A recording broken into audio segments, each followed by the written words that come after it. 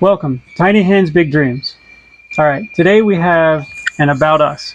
So this is a little bit about who we are, where we are, what we're doing. Like, we're just some random people on the internet who aren't using filters. So, I'm Chris. And I'm Elizabeth. We are in Southern Ecuador. It's called the Oriente.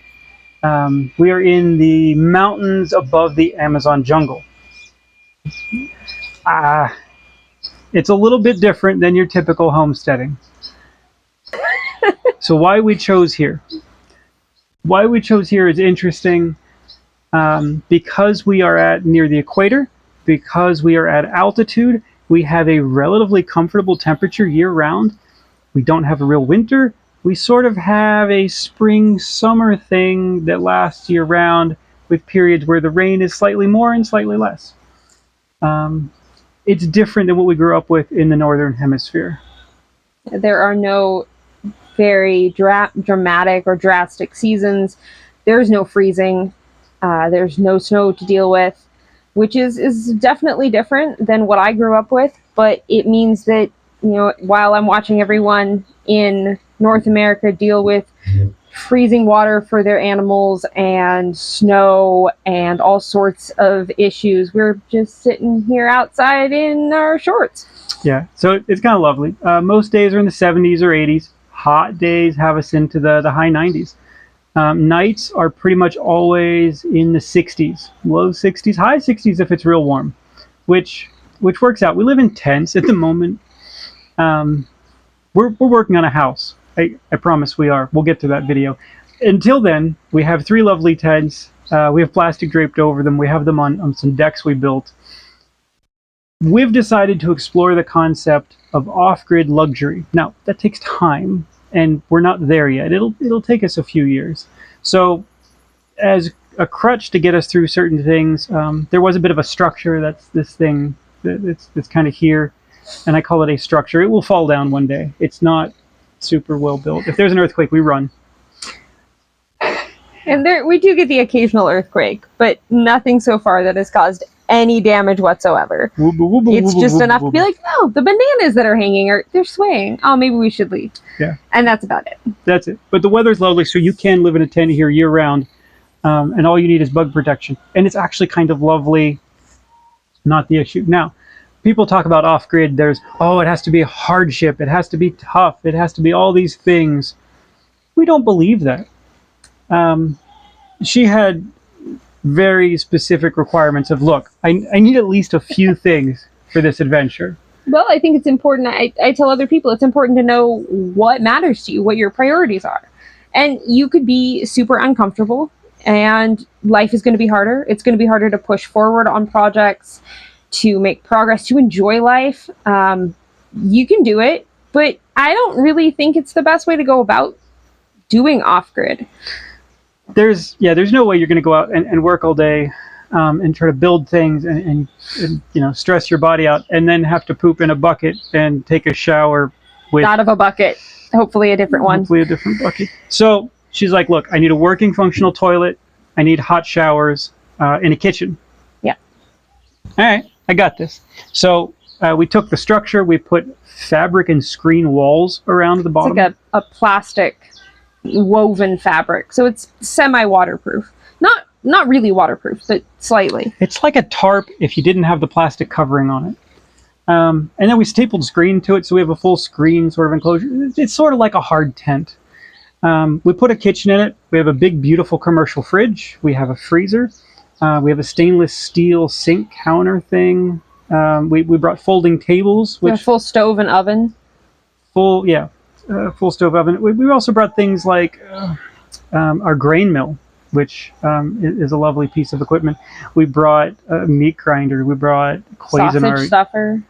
So all the things. Off-grid doesn't have to be super hardship. We had a whole adventure in Tennessee, and that's another video. We took a house that should have been torn down, turned it into a beautiful little boutique hobby farm, a super custom thing, animal stuff, sold it all, and that paid for this adventure. And we took that money and we gave us a seed of equipment and things to get us started here. So like we bought the equipment and we brought it. I bought a big solar system. You can see the edge of it behind us. Powers everything. We're the only on-grid we have is satellite internet. And our cell phones sometimes will pick up a signal here if it bounces up the valley in just the right way. But the satellite internet is, our on-grid, I guess, depending on how you classify off-grid. But we are our own water, power, sewer things. It's everything. And we're not lacking for anything just because we're off grid. I mean, we have the motion sensor lights, which sort of seems like a ridiculous thing most people would never have off grid. But we like them. They're pretty nice in the middle of the night outside, in the jungle. Boom! These two huge LED lights light up the whole world. You can see our house from the far end of the valley. But when you hear something weird in the middle of the night in the jungle, when you're out here by yourself, you're like, go flip on that light. Yeah. And you just walk outside and it turns on. We got a few of them around.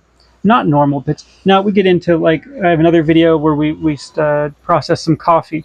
We drink every day world-class coffee of a caliber you probably can't buy anywhere at any price. And those are other videos that we'll get into. We smoke all of our own meat. When you get into the very fancy meats and expensive things, that is our normal kind of existence. We have a dirt floor. We eat off a folding plastic lifetime table. Now, you get the good one, the commercial one. They're actually really great. I swear by them. I built so much stuff on them. Great table. But literally, it's a folding table on a dirt floor, and we eat like it's a 5-star restaurant. And that's just coming down to priorities. There's a lot of, I'm part of a lot of groups and forums and things, and people show their off-grid life. And I'm like, that's cool. That's what you want. It's so far from what I prioritize. They have all their perfect decorations and all their fancy cabinetry and things. I'm like, that's great. But what about the rest? That's one part of off-grid, but then they're also still hauling water. And that's just not, that wasn't our priorities. I wanted a hot shower. That was it. The first night, I'm like, is there a hot shower? I'm okay. Yeah. Everything else in a chaotic day of moving here, in one of the hottest days, all I wanted was that shower. And I built a full water filtration system. We brought it with us. Mm-hmm. It's sterilized. It's filtered. We pressurize it. We run it through the hot water heater. You can have a limitless shower of chemical-free water that literally just comes out of the Amazon, some of the freshest water in the world, and you could sit in it all day, and night, and the next day, whenever you feel like it. That was part of. We want to get into this idea of off-grid luxury. So that was important to us. Is it important that I have all the kitchen, the things, and the fancy stuff? No. I have a tent. Now, I have a really nice mattress in that tent. We all do. We bought brand new mattresses. That's important. Beautiful foam, super high quality. So we sleep well. Mm-hmm. And we eat well. Now we get out and we work hard and we have a lot of fun with it. And honestly, sleeping and eating, as long as you're doing those things well, all the rest of the stress, the hardships, the chasing chickens at night in the jungle, all of that is a little easier when you have a hot shower and a nice mattress and good food. So we have a giant brown bucket we use for mixing cement, to playing with coffee, to doing things, and then laundry. We don't do laundry in the bucket. There's a washing machine. It's just sitting on some rocks and pieces of wood with a piece of mat over it to keep the rain off of it. But you can have a washing machine in an off-grid situation. It spins and it does the laundry. It's kind of neat. Now, we don't have a dryer. We have a clothesline. It has its detractions. It's cheap on energy. It mostly works here, except when it's raining for weeks on end. It gets a little squirrely to get your clothes dry. You pick the wrong day, your clothes sit for like 3 days. It's not perfect. It's not perfect. But you know what? It works. It suits us just fine. We don't have fancy designer clothes. We're not those kind of people. I'm pretty sure every video of you ever will have the patched jeans. Yes. That I keep putting new patches on as you tear more and more holes. And I've been wearing the same t-shirts for 20 years. Like, I really just don't care. When they get to the point where I start getting weird sunburns in patches because of the holes, I'll actually give up on a t-shirt and chuck it. But we have good boots because that's important. So yep. I think it all comes down to what your priorities are, understanding them, and sticking to them. If, I went into this knowing I want a hot shower, and if I had conceded that and like, well, I just won't, even though it's really what I want, I'm going to be annoyed. I'm going to be resentful. I'm going to dislike the experience a lot more than if I accept this is important to me, so we need to make it happen. And we all have those things. You just like in life with your partner, you have to realize when you're settling or getting what you really want. Be honest with yourself. Are you going to be happy every day living a certain way? And if the answer is no, find the answer that provides what you really want, that makes you happy. You can't settle. So we have exactly what we really wanted, and we're set up to continue building. Now we're going to keep building this property out for forever. I was going to say, do you have an endpoint? No. I mean, we have 30 acres, and we're only using at most 4 of them. And we're not really using them. We're building them at this point. We started out, it was raw land. It was totally just a mess. It had been logged a few years previously, so there's a ton of scrappy small growth. The whole thing's a hill, which is actually considered semi-flat for around here. It's Ecuadorian flat. Ecuadorian flat. The hills around us are like this. You look at the tree and you could climb up the hill and pick the top of the tree that's 100 feet high. So we're actually doing pretty good. But, there's muddy path. No, she gets out there and she takes a shovel and she starts pecking away. She makes these beautiful steps with little logs and puts gravel and packs them. Well, guess what? Now every day when we go up the hill to the garden, to the goats, to the chickens, to the house site, to the house site, everything. There's this beautiful little curving path. Step by step by step, you build the property. We're going to build this forever. Permaculture is an important key. So we're going to try to do it in a way that, we're going to start growing our own coffee eventually. We have a tiny bit of it now. We end up buying it from a local guy. We'll grow our own chocolate. We're going to start, we've got vegetables, we have fruits, we're going to try to show that you can live in an off-grid, self-sufficient lifestyle in very comfortable luxury. You don't need to get a divorce over somebody threatening to, I want to quit and go home. This is home. This is home, and we want to be here. Like, we really enjoy it. We don't... There's a lot of people who have asked either one of us, like, well, what happens if it doesn't work out? We'll make it work out. This is where we want to be. You plan better. You do a better job. You work harder. You double down. You make it what you want it to be. There's no more just give up and I don't know. This isn't perfect. I don't think anywhere that you choose to be will be perfect. It might be perfect for a month or a year, but it's not going to be perfect forever. It's what you make of it. You make your decisions about what's important in your location, in your setup. And when it isn't perfect, you go, okay, well, what could I change? How could I make it better? And that's what we do. So, take the front door. Our sort of goofy front door that didn't stay closed when it got windy because the wind just kind of blows through the house. Well, one day he decides he's just going to put a magnet on it, and now it's kind of awesome. And it's one dunk, and it's a small thing, but it was like, oh, that just made life like that little bit nicer. Okay. So we chose here partly because we have autonomy. We can do whatever we want. We don't have building codes. We don't have inspections. We don't have... Nope, you're on your own. Now, you're on your own. That's a double-edged sword. And as long as you're good with that, you have the skills, you have some knowledge, then being on your own is liberating and fun and wonderful. So we can sort of do whatever we want. Who can say that? Yeah, we're going to build a house out of sticks and mud with no plans. There are plans. No official plans, no permits, no nothing, really. We have a piece of paper where we, graph papered, and we're like...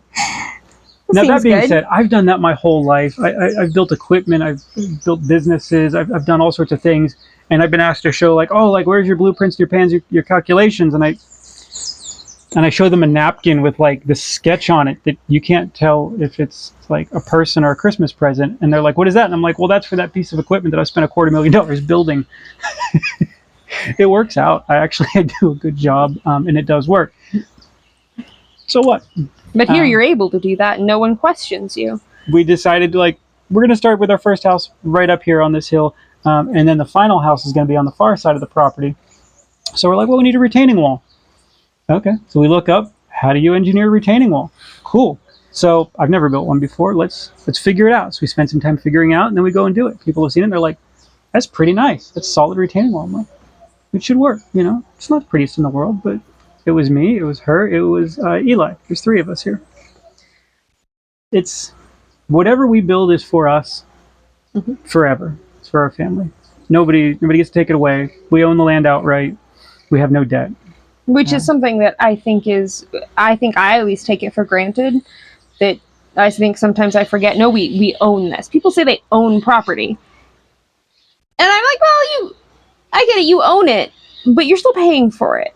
And someone could argue to take it away from you. Neighbor can argue over your line. Somebody can make some other claim. Something goes wrong with your property taxes. My friend back in Foster City sent me a thing from his friend in Belmont, which is where I used to live for a while, in California. His property tax bill.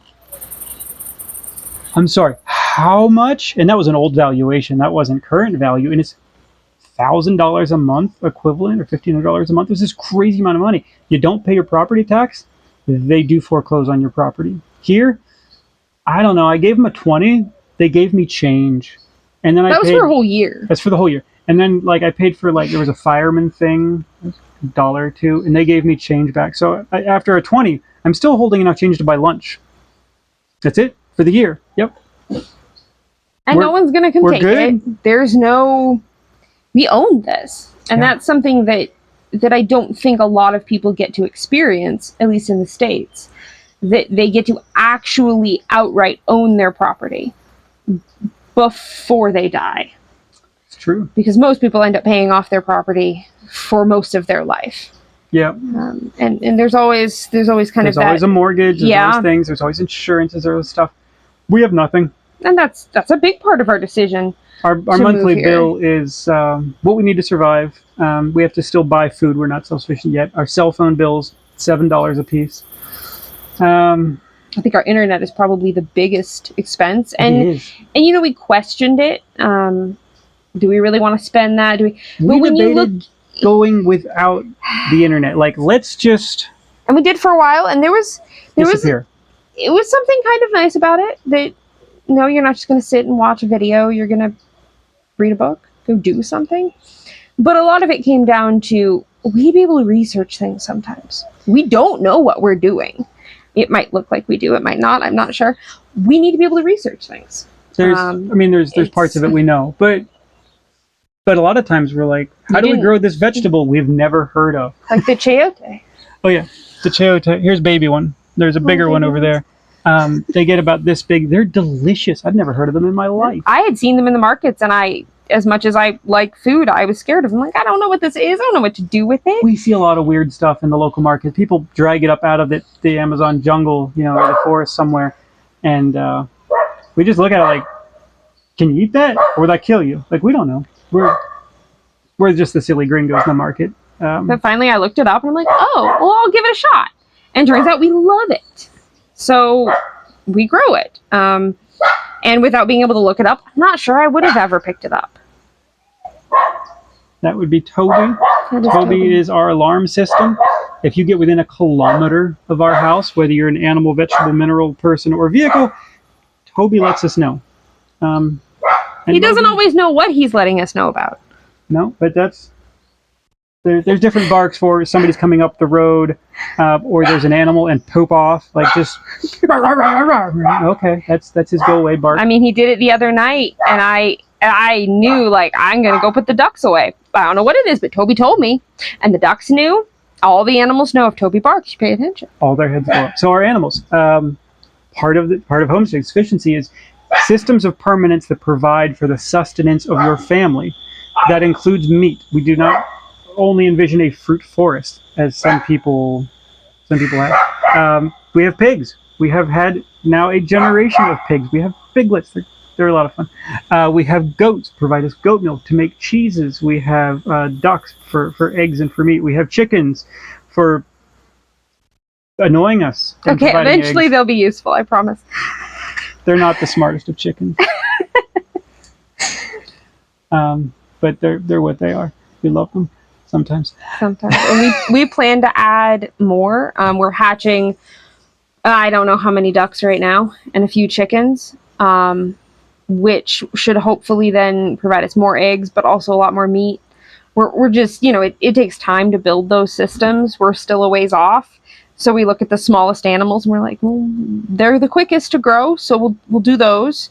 I know eventually I want sheep, which I never thought I'd say. Hair sheep. Hair sheep. I'm not a fan of sheep, but I'm a fan of eating sheep.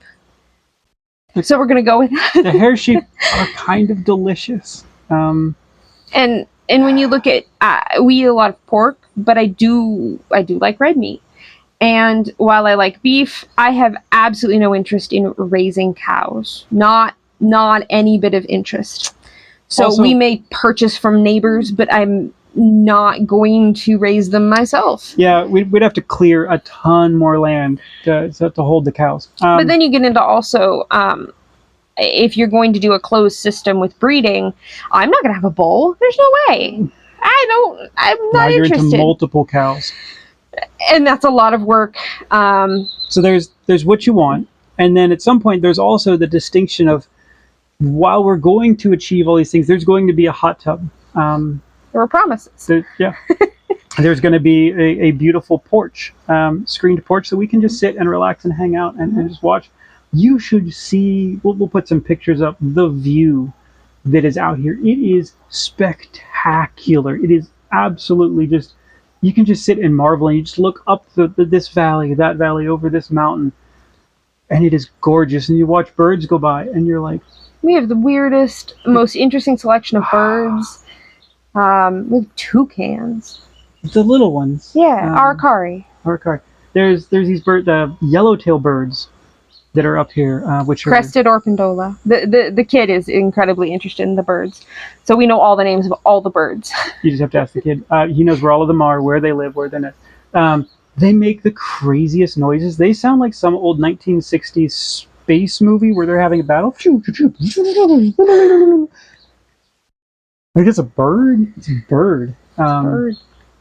At some point, I'll try to get some sound of those and some video. So we chose this beautiful place. Other people choose, a plot of land and somewhere else. And they're like, here's the satellite photo. How do I set it up?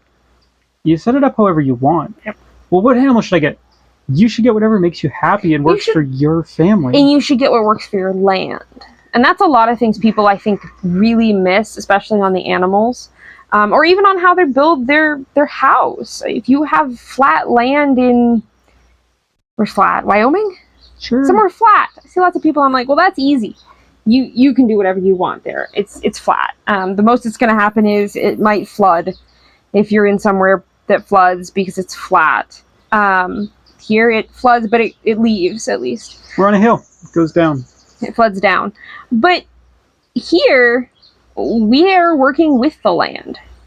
We are building a house that has multiple steps to it, which is unique and interesting.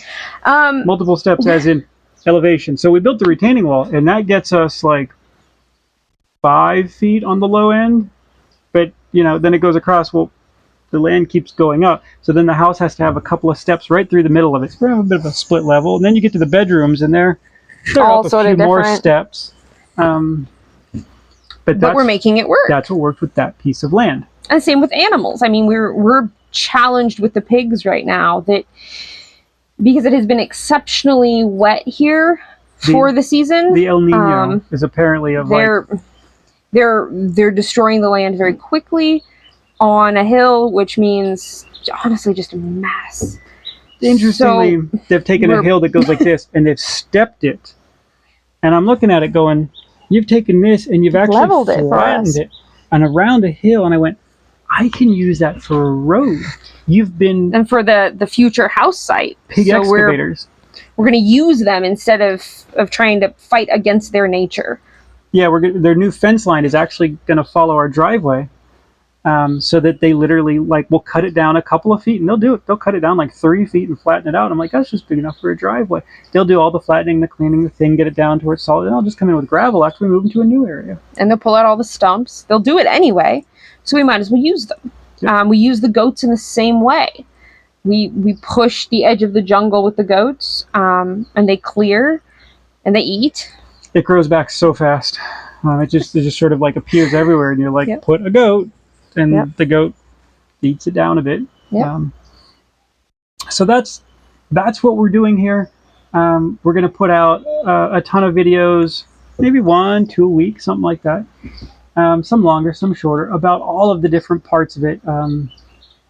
We're going to tell you about our animals, about animal structures, about off-grid power, about water systems, about food. Building a house when we have no experience building a house. How to make, and it's been done, but really good like smoked cured meats. We love it.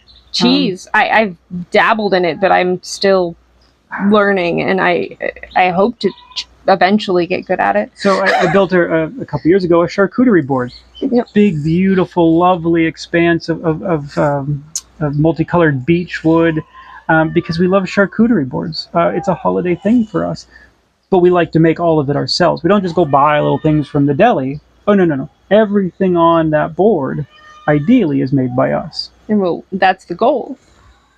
That's kind of my goal, is to be able to really produce everything we need and want. There will, of course, be things that we have to buy in the future. I mean, salt is one of those sort of sticking points. Sugar, strangely enough, here is not. We can produce fantastic, multiple different options for sugar. We can grow rice. We can grow all the grains. I can't grow jeans. I mean, you could, but I think you're pushing it there a little bit. Yeah. And that's where you get into, like, how far are you going to go? How far are you going to go? And are we going to still have propane? Yeah. Now, I'd like to eventually be set up in a way that if we truly had to be fully self-sufficient, completely isolated from the rest of the world for some reason, we could be okay and still pretty comfortable. There's honestly, like, things happened. COVID was an eye-opener for a lot of people.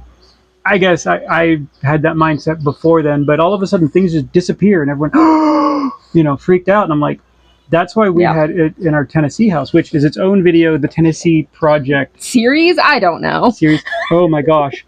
So there's also going to be stories that we come out with of the last 10 years of our life. We talk to people and they just stare at us like, oh my God, you have done so much. We have crazy, amazing stories of so many things. We're just like, do people not have this many crazy, interesting stories and stuff? Okay, we'll have those. But we had a giant freezer, like huge, massive thing that we got for free. And we filled it. And guess what? Many times. Yeah. And then when there was shortages and things, we just went. Meat prices went up, and I'm like, well, watch this. And I go to my freezer, and I have a whole selection of things. We're like, we're just going to sit back and wait this one out. Now, the problem is that's just a waiting game. You can only supply yourself so much. We could not continue to supply that freezer. It simply buys us a buffer, which most people don't have. But we wanted to get to the point of, let's not just have the buffer, let's have the systems in place to refill that freezer, to refill those jars, to make maracuja syrup that we have with carbonated water that we make here. So I have this lovely like fruit soda. Like it's really good. Who else gets that? You can't buy it. It doesn't really exist. We make it, we jar it up. She'll put 7 quarts away on average in a batch. Make a video about that. This is what is important to us, to live richly. And it doesn't have to be hard. It's hard right now. Yeah, most days it's hard because we're scrambling a lot of the time. We're trying to do things as cheap as possible, balancing speed with it lasting. I tend to be more on the side of get it done quickly. Yeah. But we balance each other well in that way. Yeah. And we're always working. There's not a lot of downtime right now just because this is the building part. This is the season of our life here where we are building and we are working very hard. But I I don't see us doing that forever. There will be a We're front loading. slowing. Like we front loaded Yeah. all of our stuff and our equipment. We bought a meat grinder that should last us a lifetime. A Grain mill. A thing. Some equipment. We front loaded it money wise, and now we're front loading it with time and energy. But once we do, when we set up fences and systems and the water system, the things in the gardens, and easier. Every path, every you know, you start you trellis the garden beds, and we're like, well, now there's a trellis set up. You don't have to do that again. It's built there. all the posts and insulators for the electric fence for the pigs. Well, now you don't have to do those again. We have 2 sets, so it should be good. They'll last us a while. All the animal houses. So there's a front all loading. of that, and eventually, yes, we'll get the house, we'll get the things, we'll get the hot tub, we'll get into a more relaxing. We will sit and wax poetically about life, perhaps. Yeah, I already do that. I know. So there's a Substack. If you've made it this far in the video, thank you. There's my lovely wife is a very talented writer. She writes a Substack about our adventure. She puts up musings about us and the world and what we're doing here and some updates. It is far more lovely of prose. I enjoy reading it myself, and I'm like, wow, I want to meet that person. That's my wife. I get excited. I want you to get excited. Like, read it. It's actually, I think it's kind of awesome and amazing. We'll put a link below to her writings. Go and check out her Substack. There's a bunch of cool stuff. It's kind of just a different presentation to our life here. I was writing it, and I've been writing it for a while, and I realized, there was just some things that don't translate into writing that well. There are things that need to be shown. There's audiences that don't read. There's also that. There's people that only watch videos. I'm like, well, maybe we should appeal to them. We should, try it out there. Now, some of the Substack is paid because we're honestly trying to support our existence. And it's work. We front-loaded ourselves here. Essentially, we're broke now at this point. So that's another story. But we decided that, you know what? We're going to spend it all up front, get all the hard, durable stuff that we need, and then run with it. And so we're going to try to do that. But we're also we're going to try to do the videos here. We're going to try to do the Substack. We're going to try to give enough quality content that's not fluff, that's not sensationalism, that's not flashy, over-dramatized, spinning transitions, edited, and over-edited everything. I mean, we're mostly just doing this. Clickbait. The sour taste of clickbait. No, this is what you see is what you get. But we're actually doing it. And the other people, some of them have crews in the background. Some have this, some of that. Like, we're not about that. No, we're doing everything, the 3 of us, by hand. We've had a little bit of help from people we know, neighbors, friends, minor help, and at some point we realized we couldn't even afford to pay them, so we're just gonna have to do it. And that's where we're at. So yeah, it takes longer, and yes, we did haul the chicken coop through the woods, the 2 of us. Yeah. Because that's what we needed to do. We got the road put in. We had equipment do the road. There was no road here. We punched a road all the way to the house and then up the hill to our driveway. So we're the first people to ever, really have like that here. We're the gringos at the end of the road. We're the gringos. You know what, though? We have good relationship with the people. We live in essentially a very rural, very poor area. But I guess I didn't think of it that when we moved here. They're just people. I've been around rich people, I've been around poor people. They're just people. And honestly, some of them I now call my friends. And they help us out with things. We get stuck in the river every so often with the van, and they'll come and push us out and things. Okay. So while we're the odd gringos, and at first they just sort of like leered at us, they've totally warmed up to us. This is not an area that has foreigners. No. I don't know the last time I saw one. Yeah, we go to the big market, which is in the closest big town, 40 plus minutes away. Yeah, I don't know if I've actually seen one in this area. That's us. That's us, and we stick out, and everyone knows us now. There's apparently an American 3 hours that way, and a Swedish guy an hour that way. And you go to like the big city, and you get more. But that was honestly part of why we moved out here. That was a big part of choosing somewhere a little more Ecuadorian and a little less full of expats. There's also no crime. Yeah. the places where there's all the expats, and they bring their money, their lifestyle, their things, expectations, customs, cultures, drugs, what have you. There's a lot of crime, and it's getting severe. And we're not just talking petty theft. We're talking break-ins, violent crimes. Like armed robbery kind of stuff. But I see all of this, and any I big go, city has this here. problem. Any big city, anywhere in the world has this problem. But it started to come to a small community. It's about 4 hours away from us, where a lot of Americans live. But it wasn't our style. Like, we want to get away. We want to just do our own thing. Like, we enjoy hanging out together. We'll honestly prefer to just sit and be with each other. I guess that's unusual. And then we go, you go out more than I do. I'm far more the homebody, always have been. So this suits me perfectly well.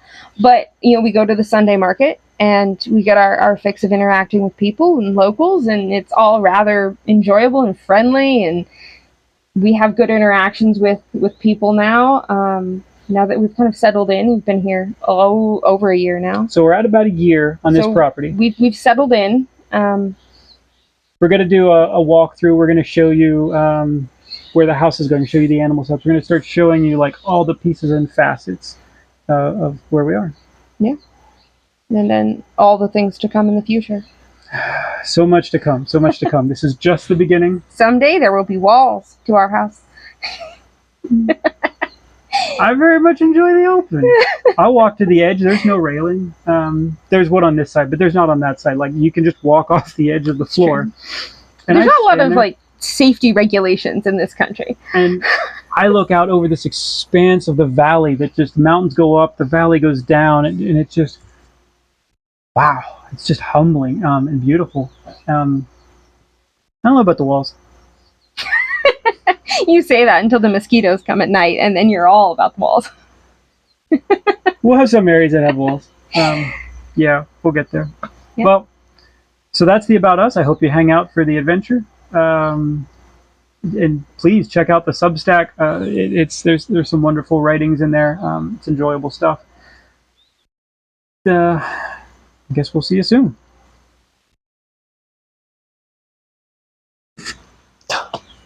Dweeb sauce.